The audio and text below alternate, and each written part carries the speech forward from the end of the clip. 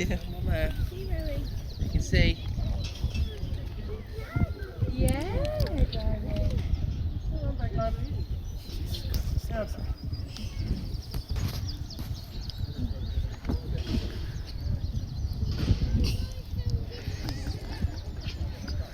Genuinely.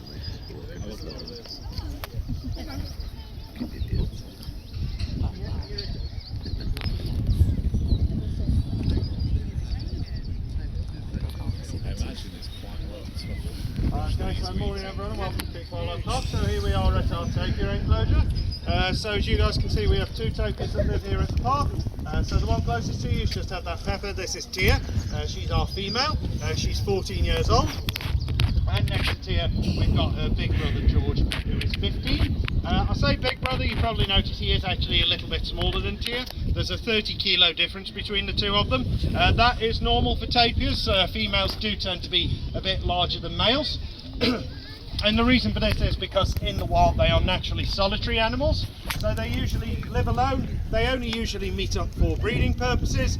Once the man's done his part in that process, he will then clear off and leave the female to do all the rest. So she has the sole responsibility of obviously giving birth to the calf and looking after that calf until it is old enough to care for itself. So obviously baby tapirs calves are considerably smaller than the adults, so the mum has to be a bit more intimidating because she has to be that bit more threatening to any potential predators. So like I say, these are our two tapirs. These guys are Brazilian lowland tapirs, which is one of 4 officially recognised species of tapir in the world. So these guys are native to South America. Contrary to the name, they're not only found in Brazil. There's actually a few countries in South America where you can find these guys. They were first discovered in Brazil, which is where they get the name the Brazilian lowland from. But that term's a little bit outdated now. Nowadays they're more commonly just known as either lowland tapirs or just South American tapirs. So there is another species of tapir native to South America, who is the mountain tapir, who are considerably smaller than these guys and considerably more hairy. Obviously, mountain tapirs native to mountain regions, it's a lot colder, so they have a thicker coat, so they're commonly nicknamed the woolly tapir. Then in Central America, they have what is known as the Baird's tapir, who are very similar to these guys. They're just a little bit darker in colour.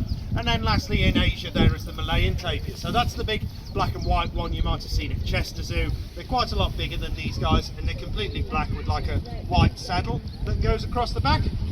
So they are the 4th species of tapir. So what is a tapir? So basically a tapir is what is known as an odd-toed ungulate. So an ungulate just basically means an animal that has hooves. So most hooved animals are even-toed. So if you think of all the animals with hooves, you know, your sheep and pigs and goats and camels, giraffes, they all have 2 toes on each foot.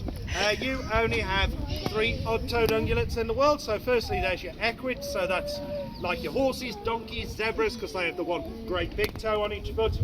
Then you have your rhinos that have 3 toes on each foot. And then lastly you have your tapirs that have got 3 on the back. I don't know if you can see, there is actually a 4th toe on the front. Might be a bit muddy for you to be able to see. But that 4th toe is a little bit further up the leg. It doesn't actually touch the floor when they're on solid ground.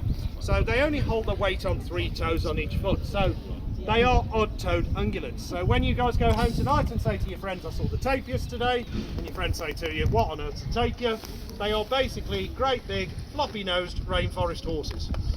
And they are beautiful, beautiful animals. Yes, you are. So, like I say, most closely related to the horse. That is not what everyone always guesses. They get all sorts of guesses. We at least 20 times a day hear people come past this enclosure saying, oh, look at the anteaters. You're always getting called anteaters, aren't you, eh? We're quite often we'll hear people say, oh, look at the little elephants. They get called all sorts. And of course they get names like anteater and elephant because the first thing everyone notices about the tapir, other than their size, is this big floppy nose that they have. So the nose is actually a very important tool for the tapir. So firstly, it is prehensile, so they can actually use it like a hand, they can use it to like grab onto things. So in the wild, these guys naturally eat leaves and plants and fruits and trees. So this nose can actually reach up, grab onto branches and pull the leaves down into their mouths. So it is an extra little hand attached to the face for that purpose, which is very handy to have. And also tapirs are semi-aquatic animals, and this is their snorkel. So what these guys will do, they'll go out to the lakes and the rivers, they'll completely drop to the bottom, and then every few minutes when they need to take a breath, they can bob up, pop this nose up in the air, take in a few big deep breaths, and go back down again. So if you guys ever go hiking through the Amazon and you go past a lake or a pond like this one, and there's two holes poking up out of that lake, chances are there is a tapir hiding underneath there. And what are they doing in the water? Essentially they're doing three things. Obviously it gets very hot where these guys are native to, they're sheltering from the heat. Secondly, there's lots of nice plants, lots of aquatic vegetation that grows in the water that they like to eat. And thirdly, they are hiding from predators. So the main predator for an adult tapir is the jaguar. The good thing about tapirs is, though, with them being such big heavy animals, jaguar are quite reluctant to take them on. Because obviously if you're a cat like a jaguar, excuse me, if you were to break your leg, you can die from a broken leg. You break your leg, you can't catch prey, you will starve. So a jaguar would look at Georgian tear and think, on second thoughts, as tasty as they look like big heavy animals. They could certainly break my leg. I might go for something smaller instead. Usually though, tapirs will choose flight over fight. They will choose to run away rather than fight back. But if they get cornered, that jaguar then has a quarter of a ton of angry tapir up against it, which obviously they don't want. So they are quite reluctant to take them on because of the size of them. But sometimes they are a bit too tempting. So they will spend a lot of time in the water for that reason. That's also the reason that they have this mane. There is no bone at all in that mane, that is completely muscle. So that is basically their crash helmet.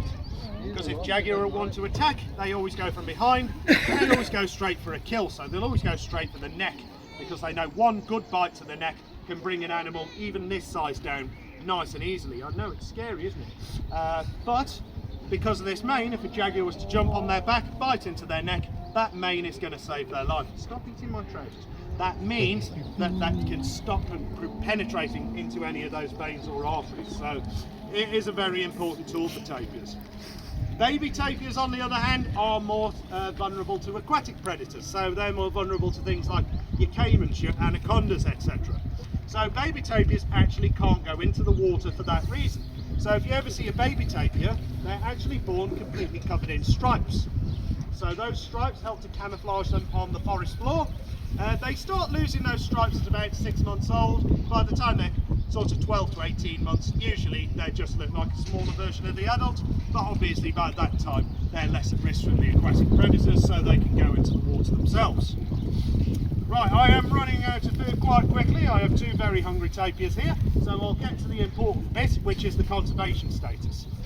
So these species of tapir are classed as vulnerable. All other species are classed as either endangered or critically endangered. Now that doesn't mean there is more of these guys. The truth is, nobody actually knows how many of them there are, because they are very elusive animals. Believe it or not, looking at these two, they're actually very shy animals in the wild, and they're also crepuscular, so they're only really active around twilight hours, late evening, early morning. So it is very difficult to spot them, it's very difficult to get a count on them. But based on all the studies they've done, finding the footprints, the vocalisation, setting up camera traps, etc., they can estimate that their numbers have dropped by around a third in the last 30 years, which is really, really sad. Luckily, there are organisations that work trying to conserve the tapirs out in South America. So here at the park we support an organisation which is known as the LTCI. That is the Lowland Tapir Conservation Initiative.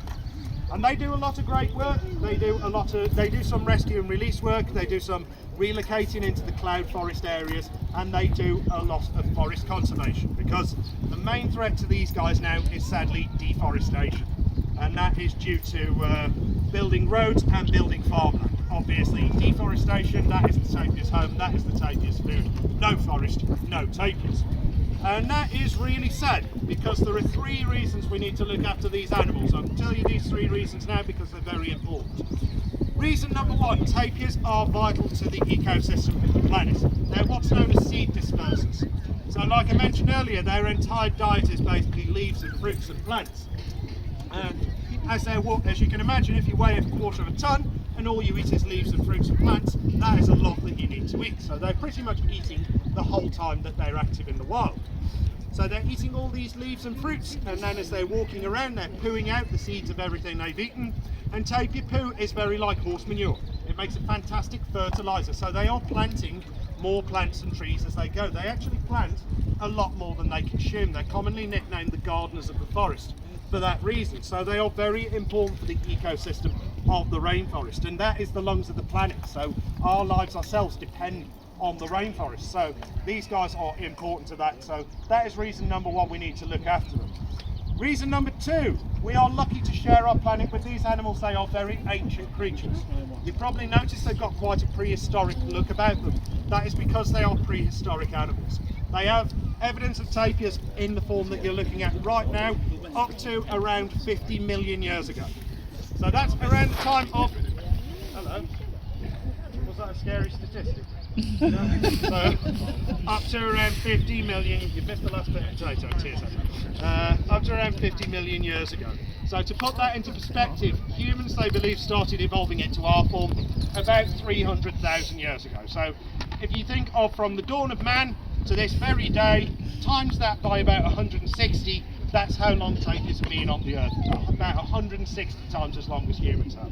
So we're very lucky to still share our planet with these animals. They are very, very ancient creatures.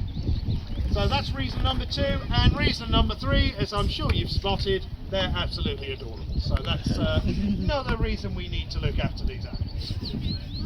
Right, well, I've run out of food, but no doubt the tapirs are going to be plodding around the enclosure for the rest of the day, so I'm going to leave you guys to keep on watching these guys.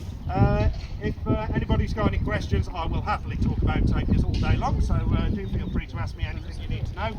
And in the meantime, it is almost 11:15 now. In 45 minutes, we're going to be feeding our penguins on the other side of the park, and the penguin enclosure, obviously. That is the place to be, 12 o'clock, if you want to watch our penguins have their lunch. And yeah, in the meantime, enjoy the rest of your day.